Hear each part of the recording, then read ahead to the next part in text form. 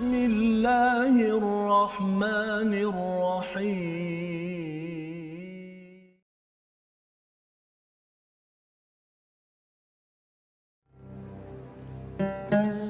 صلى الله على محمد صلى الله عليه وسلم صلى الله على محمد صلى الله عليه وسلم أنت شمس أنت بدر أنت نور فوق نوري أنت إكسير وغالي أنت مصباح الصدور.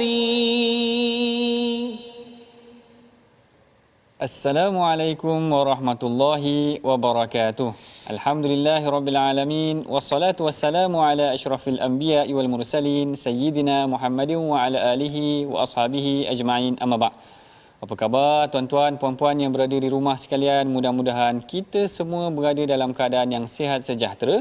Seperti biasa dalam rancangan My Hadis Time Rasulullah Suri Teladan ini, saya akan bacakan dahulu hadis yang pertama, hadis awal sebelum kita masuk kepada hadis perbincangan kita pada hari ini.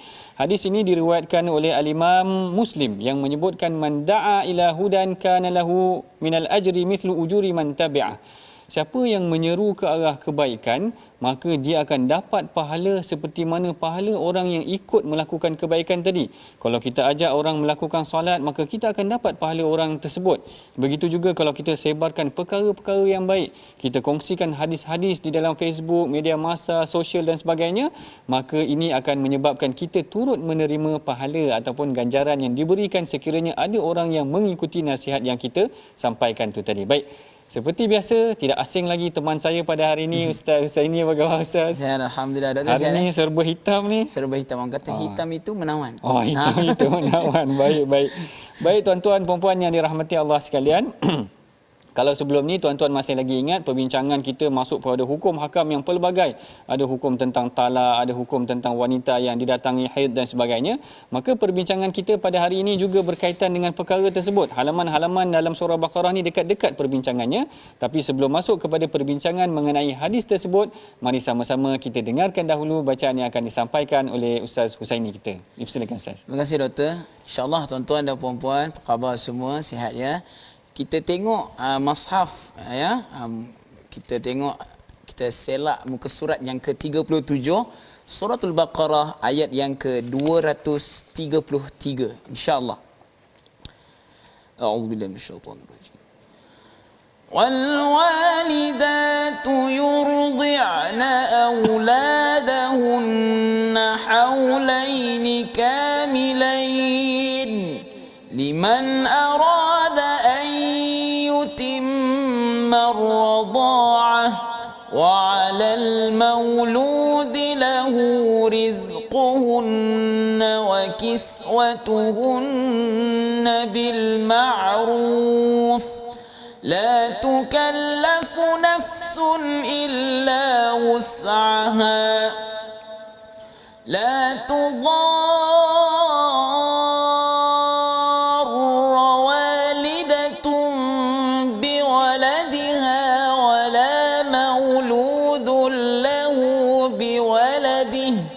وعلى الوارث مثل ذلك فإن أرادا فصالا عن تراض منهما وتشاور فلا جناح عليهما وإن أردتم أن تسترضعوا فلا جناح عليكم إذا سلمتم ما آتيتم بالمعروف واتقوا الله واعلموا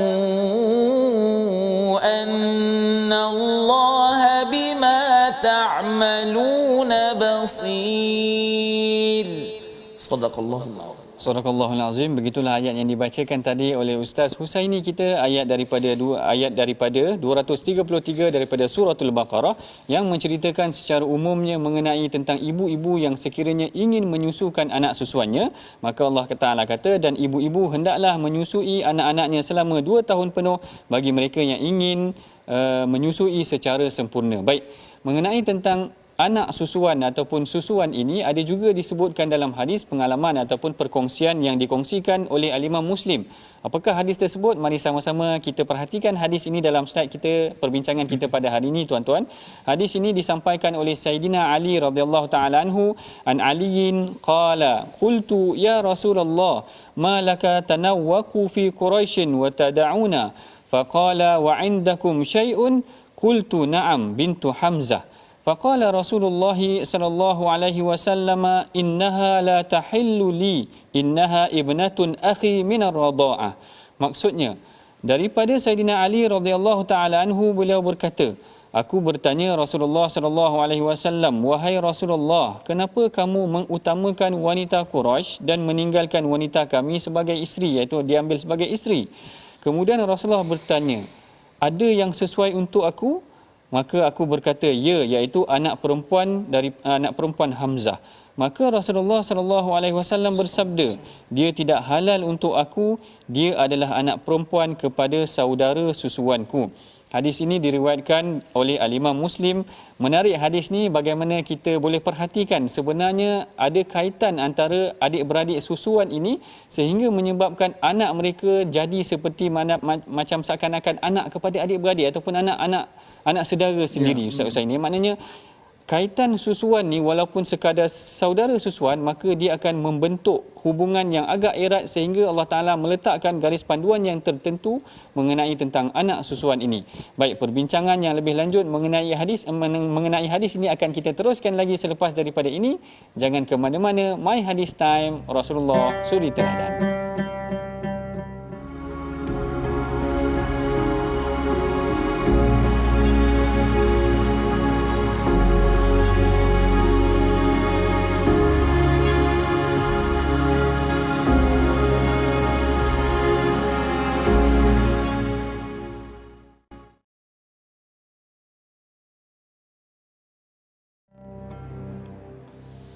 Alhamdulillah, tuan-tuan dan puan-puan, kembali kita sekali lagi dalam My Hadis Time, Rasulullah Suri Teladan.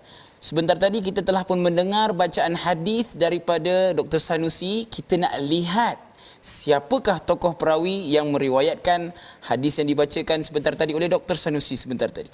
Baik, tokoh perawinya ialah Sayyidina Ali bin Abi Talib, ya, seorang sahabat Nabi sallallahu alaihi wasallam yang cukup kita kenal. Beliau merupakan budak-budak doktor, kanak-kanak budak-budak pula, kanak-kanak yang pertama memeluk agama Islam. Dan Sayyidina Ali bin Abu Talib juga adalah orang yang menggantikan tempat Nabi sallallahu alaihi wasallam di tempat tidur Nabi, doktor. Masya-Allah. Maknanya Sayyidina Ali ni seorang yang turut sama berjuang bersama dengan Rasulullah, ya. Baik, kalau tuan-tuan ingin tahu lebih lanjut mengenai tentang Sayyidina Ali, kita ada 3 poin yang akan kita kongsikan pada hari ini. Perhatikan slide kita. Tokoh perawi kita pada hari ini adalah Sayyidina Ali bin Abu Talib. Beliau adalah kanak-kanak pertama yang memeluk Islam sebagaimana yang disebutkan oleh Al-Imam Ibnu Ishaq. Yang keduanya, beliau adalah sepupu Rasulullah yang banyak bersama dengan Rasulullah dalam banyak keadaan. Dan yang ketiganya, disifatkan oleh Rasulullah sebagai lelaki yang disayangi oleh Allah dalam perang Khaybar. Yang ni saya nak kongsikan sedikit cerita berkenaan tentang Sayyidina Ali. Sebenarnya pada hakikatnya dalam perang Khaybar, tentera Islam sukar untuk menembusi kubu-kubu Khaybar. Khaybar ni, Yahudi ni, dia banyak kubu-kubu dia. Dia banyak kubu-kubunya. Jadi Rasulullah tak boleh nak masuk, tentera Islam tak boleh nak masuk. Akhirnya Rasulullah kata, la'atiyanna rayata ghadan ila rajulin yuhibbullahu yuhibbu. Rasulullah kata, aku akan bagi bendera ni kepada seorang lelaki lelaki ni akan menembusi kubu Khaybar tadi, dan dia adalah seorang lelaki yang disayangi oleh Allah dan Rasulnya. Jadi semua sahabat tertanya-tanya, siapa lelaki yang Rasulullah puji macam tu, disayangi Allah dan Rasulnya tadi.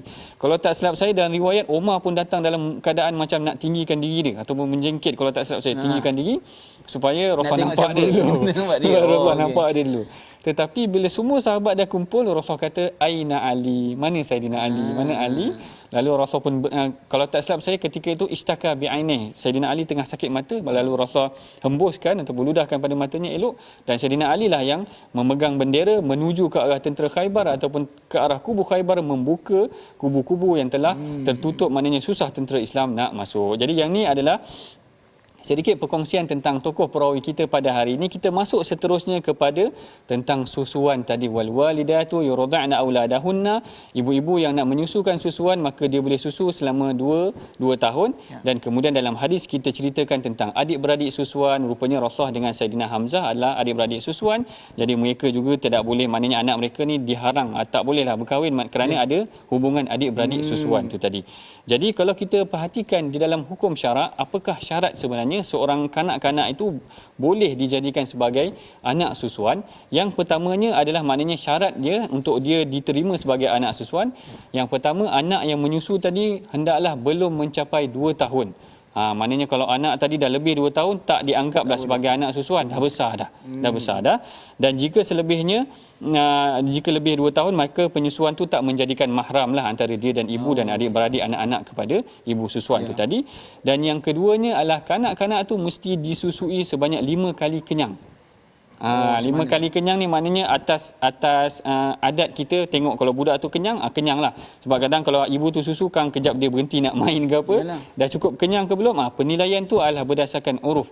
Kalau uruf kata ataupun kalau keadaan tu kata memang dah lebih 5 kali dia menyusukan budak tu, maka budak tu dah disesuaikan ataupun boleh dijadikan sebagai anak susuan. Jadi perbincangan daripada Muzakarah Fatwa Kebangsaan sebenarnya pernah membincangkan tentang anak-anak yang sebegini. Kerana kadang-kadang ada beberapa isu, sebagai contoh yang disebutkan dalam muzakarah, dia kata ada mungkin ibu yang kekurangan susu dan mempunyai penyakit kronik, yang mana dia tak boleh nak menyusukan anak dia, kemudian mungkin ibu dia telah meninggal kemalangan dan sebagainya, maka boleh diserahkan anak ni kepada orang lain untuk menyusukan, tetapi ada syarat dia lah. Maknanya syarat-syaratnya ibu tersebut hendaklah dikenali dan didaftarkan. Kerana kita bimbang nanti anak tu dah besar, dia tak tahu siapa ibu susuan dia. Dia kahwin pula dengan anak kepada ibu susuan dia tu, kan dah tak boleh. Jadi perkara ni mesti disusun dengan baik, kerana kita jangan anggap main-main. Kadang-kadang saya bimbang juga anak-anak ni, kita tak tahu, kita ingat kita boleh main sesiapa je bagi susu kepada dia, tapi kita tak tahu sebenarnya dalam agama benda tu memberikan kesan. Sebab itulah Rasulullah SAW apabila ditawarkan tadi kepada anak Saidina Hamzah, maka dia kata tak boleh, dia adalah anak kepada saudara susuan aku. Jadi maknanya dari aspek anak susuan ni ada keadaan dia, ada perkara yang kita kena lihat supaya kita boleh bincangkan dari aspek hukum ataupun perbincangan mengenai perkara tersebut tu tadi. Bahkan ada juga perbincangan mengenai dia mesti disusukan dengan badan ke ataupun boleh tak disusukan dengan botol.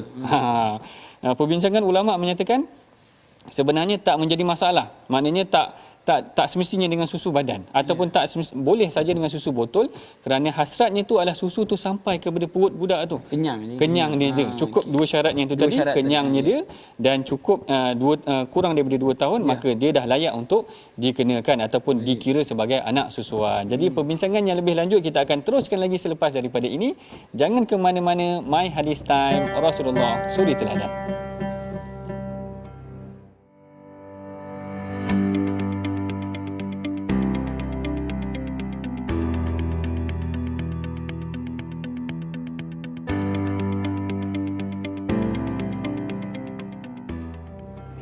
Alhamdulillah, bertemu kita lagi dalam perbincangan mengenai hadis yang berkaitan dengan anak susuan. Kalau kita perhatikan tadi, hadis ini diriwayatkan oleh sepupu Rasulullah SAW sendiri, iaitu Saidina Ali. Yang mana Saidina Ali ni dianggap sebagai kanak-kanak yang pertama yang memeluk Islam. Kalau tak silap saya sekitar umurnya 10 tahun kalau tak silap saya. Dan kemudian juga dia adalah orang yang disayangi oleh Allah dan Rasulnya, dan dia menyayangi Allah dan Rasulnya, dan dia adalah orang yang memimpin untuk membuka kubu Khaybar, dan akhirnya orang Islam menang. Walaupun sebenarnya susah nak masuk kubu Khaybar tu. Banyak kubu. Kalau Ustaz Husaini sekarang perasan, negara Yahudi ni dia suka buat tembok-tembok macam kubu-kubu, sama macam zaman dulu. Dia banyak kubu dia. Kita boleh tengok dalam kitab sirah, memang dia bersungguh sikit untuk buat pertahanan dia, kerana dia bimbang dia akan diserang dan sebagainya. Jadi yang itu sedikit sebanyak mengenai tentang Saidina Ali yang kita bincangkan dah sebelum ni tadi. Baik, kalau Ustaz Husaini perasan dalam situasi semasa. Dalam situasi semasa, saya ada terbaca juga juga yang kita sebutkan tadi, ada ibu yang masih lagi ada anak kecil, tiba-tiba dia meninggal. Maknanya ibu dia meninggal, jadi anaknya disusukan kepada orang lain. Pada kebiasaannya ibu bapa yang ambil anak susuan ni, dia pada pandangan Ustaz Husaini, dia aware tak? Dia sedar tak tentang hukum anak susuan ni ke? Biasanya orang kita sedar tak? Dia baik, kalau kita melihat dalam keadaan semasa, kalau dalam Facebook, kalau saya tengok dia ada grup macam tu, anak angkat dan sebagainya kan. Perasaan itu melebihi kewajipan yang ada. Oh. Maksudnya saya maksudkan sini, perasaan excited nak memiliki anak tersebut melebihi kewajipan yang ada pada anak tersebut. Sebagai contoh, ada ibu bapa yang mungkin kata berpuluh-puluh tahun tak ada anak, dan mengambil anak angkat sebagainya, tapi tidak memandang ataupun menitik beratkan tentang syarat-syarat yang kena ada untuk dijadikan sebagai anak susuan tersebut. Baik. Jadi benda ni sebenarnya tuan-tuan dan puan-puan, kita kena ambil cakna. Ya, mungkin daripada kalangan kita yang mungkin tiada anak dan sebagainya, belum ada anak lagi, kita kena ambil cakna tentang hal ini, supaya bila anak-anak itu, bila ada, kita dah ada dengan anak-anak itu, kita tahu dengan dua syarat tersebut yang doktor sebutkan sebentar tadi. Baik. Kalau Ustaz Husaini perasan juga, sebenarnya Majlis Fatwa Kebangsaan pernah membincangkan isu tentang mewujudkan tabung susu ataupun bank susu. Kerana untuk menangani isu-isu beginilah, maknanya ibu yang kehilangan ke ataupun ada sakit kronik ke, jadi mereka meninggalkan anak, boleh tak anak-anak ni ambil bank daripada bank susu tadi? Maknanya boleh ke sesiapa saja sumbangkan susu mereka? Jadi kalau tak silap saya, Majlis Fatwa Kebangsaan ketika itu tidak berapa setuju dengan isu tersebut, kerana dibimbangi, maknanya kita tak tahu nanti nasab dia ke mana, siapa ibu susu dia, susu diambil daripada siapa dan sebagainya kan. Dan dalam situasi yang sebegini juga, seorang pakar dalam bidang fiqh, iaitu Dr. Wahbah Zuhaili. Dr. Wahbah Zuhaili pernah memberikan pandangan dalam situasi sekiranya seorang ibu ingin menyusukan anak yang bukan daripada anaknya, iaitu nak jadi ibu susuan, maka hendaklah susu yang diberikan tu oleh anak tersebut daripada wanita yang dikenali sahaja dan tidak dicampur dengan orang lain, supaya dapat dikenal pasti nasabnya ataupun adik-beradik, keturunan dan sebagainya. Ini sebenarnya penting dari aspek hukum syarak. Baik, inilah perbincangan yang agak sedikit ringkas mengenai tentang anak susuan dan hukum-hukum yang berkaitan dengannya. Mari sama-sama juga kita perhatikan pengajaran dan resolusi yang kita belajar daripada hadis yang kita baca pada hari ini, iaitu resolusi yang pertama mengenai tentang kita hendaklah merujuk dan mematuhi panduan yang telah digariskan oleh Islam mengenai anak susuan. Maknanya ada undang-undang yang tertentu.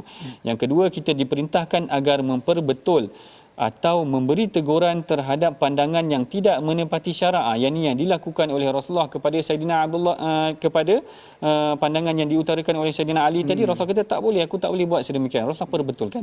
Dan yang ketiganya, berusaha menjadikan diri tergolong daripada golongan orang yang disayangi oleh Allah. Baik, kita telah pun hampir sampai ke penghujung rancangan. Saya seperti biasa menyeru kepada tuan-tuan, puan-puan yang berada di rumah, marilah sama-sama kita menyumbang ke arah tabung gerakan Al-Quran. Mudah-mudahan dengan sumbangan tuan-tuan kita akan memperbanyakkan lagi program-program pengajian Al-Quran dan hadis.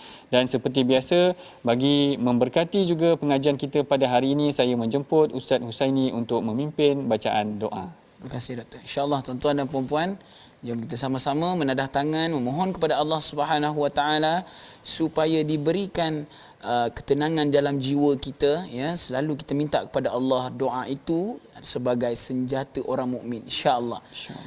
Bismillahirrahmanirrahim. Alhamdulillahi Rabbil Alamin. Wassalatu wassalamu ala ashrafil anbiya'i wal mursalin wa ala alihi wa sahbihi ajma'in. Ya Allah, ya Tuhan kami menadah tangan memohon kepadamu, ya Allah. Kau jadikanlah kami hamba-Mu yang menurut segala perintah-Mu, ya Allah, dan menjauhkan diri kami daripada melakukan segala larangan-Mu, ya Allah. Ya Allah, ya Tuhan kami, Engkau jagalah hati-hati kami ini, ya Allah, daripada anasir luar, ya Allah, yang boleh memudaratkan diri kami, keluarga kami, ya Allah. Ya Allah, ya Tuhan kami memohon kepadamu, ya Allah, jagalah anak-anak kami ini, ya Allah, daripada perkara-perkara yang keji, ya Allah. Titipkanlah dalam hati-hati kami ini sifat-sifat yang baik, berlandaskan Al-Quran dan juga berlandaskan akhlak Nabi sallallahu alaihi wasallam. Amin. Moga-moga ya Allah Kau jadikanlah kami keluarga yang dilimpahkan dengan ketenangan dan mawaddah dan rahmah ya Allah. Rabbana atina fid dunya hasanah wa fil akhirati hasanah wa qina adzaban nar. Wa sallallahu ala sayyidina Muhammadin wa ala alihi wa sahbihi wa sallam. Walhamdulillahi rabbil alamin.